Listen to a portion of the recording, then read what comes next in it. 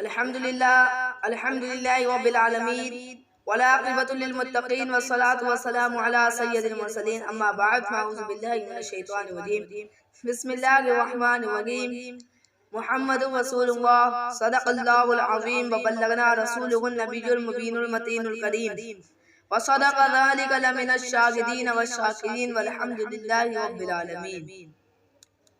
چمنستان رضوی کے مہکتے پھولوں شمع رسالت کے پروانوں، حیدر کرار کے شہدائیوں، خواجہ غریب نواز کے ماننے والوں، مرکز اہل سنت فاضل بریلوی کے متوالوں، آئیے سب سے پہلے گنبد خضرا میں آرام فرمانے والے آقا و مولا حضور تاجدار مدینہ صلی اللہ تعالیٰ علیہ وسلم کی بارگاہ بے کسفنا میں دو لگا کر درود پاک پڑھیں۔ پڑھیے آواز بلند، اللہ رب محمد صلی اللہ علیہ وسلم نحن بعد محمد صلی اللہ علیہ وسلم صلاۃ والسلام علیک یا رسول اللہ صلی اللہ تعالیٰ علیہ وسلم۔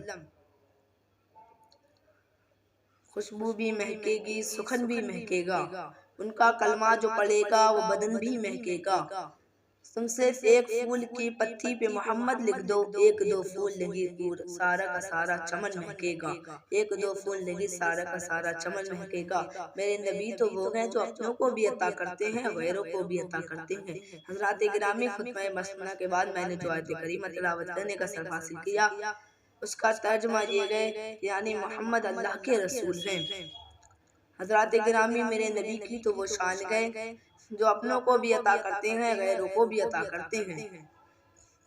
میں ایک یہودی ماں بیٹی کا آپ کو واقعہ بتاتا ہوں، بہت ہی پیارا واقعہ ہے۔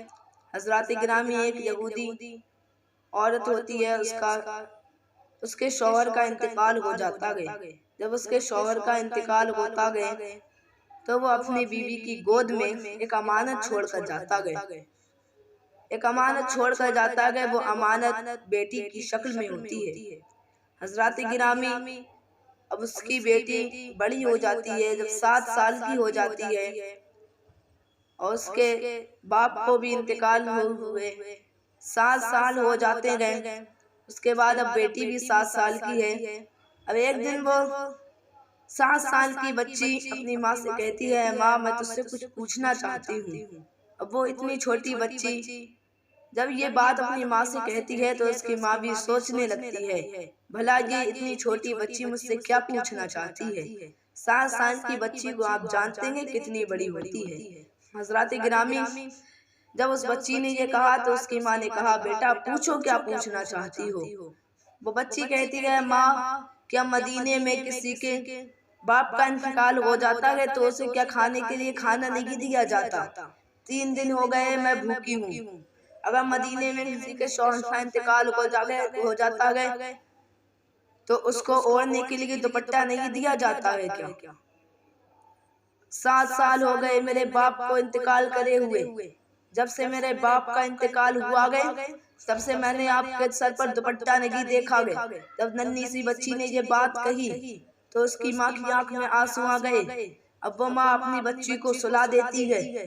اب اگلا دن آتا ہے تو وہ بچی اپنی ماں سے کچھ نہیں کہتی بلکہ ایک کٹورا اٹھا کے مدینے کی گلیوں میں چلی جاتی ہے، ایک گھر میں جا کے کھانا مانگتی ہے، نہیں ملتا ہے۔ پورے مدینے میں ایسے چھان لیتی ہے، کہیں کھانا نہیں ملتا۔ اب حضرات گرامی، وہ لڑکی اداس ہو کر اپنے گھر پر آ جاتی ہے۔ اس کی ماں کہتی ہے، اے میری بچی، تو نے اپنی مرضی سے اتنے گھروں میں جا کر دیکھا، کل میں ایک گھر تجھے بتاؤں گی، کل تو اس گھر میں جانا، وہاں سے تجھے خالی ہاتھ نہیں بھیجا جائے گا۔ حضرات گرامی، وہ بچی کہتی ہے، میں نے 3 دن ہو گئے، میں نے 3 دن پورے مدینے میں چھان آ گئے، مجھے کسی نے کھانا نہیں دیا، اب ایسا کوئی گھر نہیں رہ گیا ہے۔ اس کی ماں کہتی ہے، نہیں نہیں بیٹی، ایک گھر رہ گیا ہے۔ وہ بچی کہتی ہے، وہ کس کا گھر گئے؟ وہ اس کی ماں کہتی ہے، وہ مدینے والے مصطفیٰ کا گھر گئے۔ تو بچی کہتی ہے، ماں یہ تم کس کی بات کر رہی ہو؟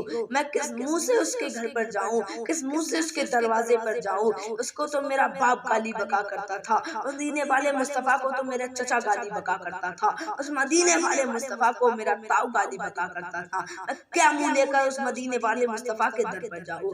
उस बच्ची ने ये कहा तो उसकी माँ ने कहा, ऐ मेरी बच्ची, तूने अपने बाप को गाली बकते हुए सुना गए, तूने अपने चाचा को गाली बकते हुए सुना गए, तूने अपने ताऊ को गाली बकते हुए सुना गए, क्या तूने कभी मदीने वाले मुस्तफा को गाली बकते हुए सुना गए। वो बच्ची कहती है, नहीं नहीं माँ। अब वो बच्ची अपनी माँ की बात मान लेती है। अब अगले दिन वो बच्ची मदीने वाले मुस्तफा के घर पर पहुंचती है। अब गेट पर दस्तक देती है और हुजूर अंदर से निकल कर आते हैं। वो बच्ची से कहते हैं, ऐ बच्ची तू क्यों आई है। वो बच्ची कहती है, मैं आई नहीं हूँ, मुझे भेजा गया है। अब हुजूर ने फरमाया, किसने भेजा गया। वो बच्ची कहती है, मेरी माँ ने भेजा गया। हज़रत गिरामी हुजूर सल्लल्लाहु तआला अलैहि वसल्लम उस बच्ची से कहते हैं, ऐ बच्ची तू क्यों आई है। वो बच्ची कहती है आका, मैं यहूदी की बच्ची हूँ, मैं यहूदी की बेटी हूँ। अब हुजूर सल्लल्लाहु तआला अलैहि वसल्लम उस बच्ची से कहते हैं, ऐ बेटी, मैंने तुझसे ये नहीं पूछा तू किसकी बेटी है, अपनी हो या पराई, तू बेटी तो है, बेटी तो बेटी होती है, अपनी हो या पराई।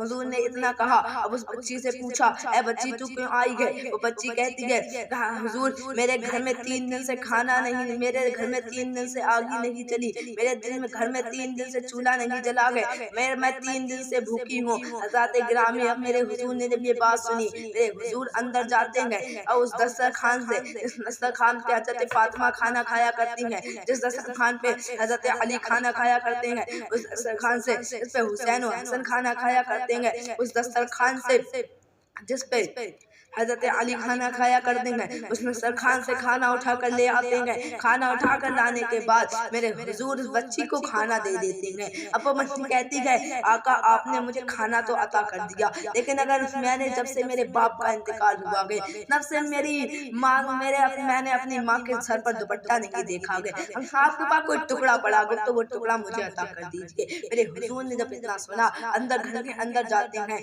अपनी मुजम्मिल वाली चादर, अपनी काली कमली वाली चादर उस बच्ची को दे देती हैं, और वो मुजम्मिल वाली चादर, इतनी पाक चादर उस बच्ची को दे देते हैं। वो चादर तो इतनी पाक चादर है, एक मर्तबा की बात है, हुजूर सल्लल्लाहु तआला अलैहि वसल्लम घर से बाहर गए, हज़रत आयशा ने अपना दुपट्टा धोकर डाला, हुजूर की वही मुजम्मिल वाली चादर ओढ़ दी, काली कमली वाली वही चादर ओढ़ दी। अब आयशा सिद्दीका को अपने चारों ओर बारिश ही बारिश नजर आने लगी। अब हुजूर जब घर पे आते गए, हज़रत आयशा सिद्दीका कहती है, हुजूर बाहर तो बारिश हो रही है, आप भीगी क्यों नहीं है, आपका अमामा क्यों सूखा हुआ है। हुजूर बाहर तो बारिश हो रही है। अब मेरे हुजूर ने इतना सुना, मेरे हुजूर कहते हैं, आयशा बाहर बारिश नहीं हो रही, बल्कि तुमने हमारी मुजम्मिल वाली चादर ओढ़ दी है, उसी की बरकत से तुम्हारे चारों ओर रहमत की बारिश हो रही है। हज़रत गिरामी वो मुबारक चादर मेरे हुजूर ने उस यहूदी बच्ची को दे दी। हज़रत गिरामी, अब वो बच्ची आई तो मायूस होकर थी, लेकिन जाती है खुशी खुशी अपने घर पर जाती है।